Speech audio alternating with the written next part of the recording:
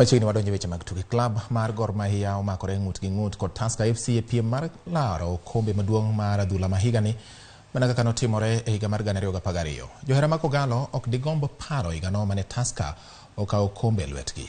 Be historia biro nuore e kindeni ma klepego dong' mana gi tuke ariyo kende? James Opondo nigi ler mathoth.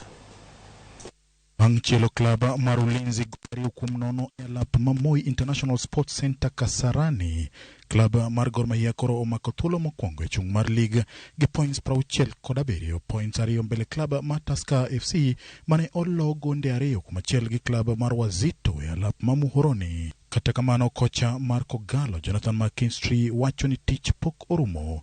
Jo-Kogalo omur manabul ka girito odiochieng' mogik mar olo wer ne okombe margi mar 20. It's a really good day for us. We said everyone was getting on top of us when we had a little bad run there. You know, we didn't win in 3 games. And again, people were declaring our rivals champions. But we knew that this league is so difficult. We expected our rivals would trip up again. Now, but again, people will walk away from the stadium here and they'll want to declare us champions. And that's not true either. Gor Mahia biro rakore gi klab mar Kakamega Homeboys e alap ma Moi kapok gitieko season gi klab mar Nairobi City Stars.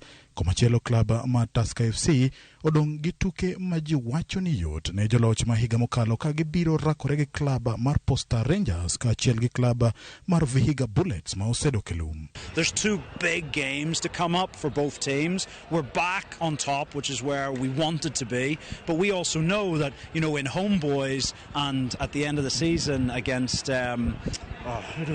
City Stars, you know, we know these are teams who can cause you problems, and Homeboys are preparing for the cup final, and probably the penultimate game will be they'll play their full team against us and maybe rest some on the last day. Bende ochuchieng e kind joloyo ka Benton Omala nyaka pia matugo ne klab mar Police. Joloch mar liga biro ting'o nying Kenya e tuke mag CAF Champions League. James Opondo, Ramogi TV, Nairobi.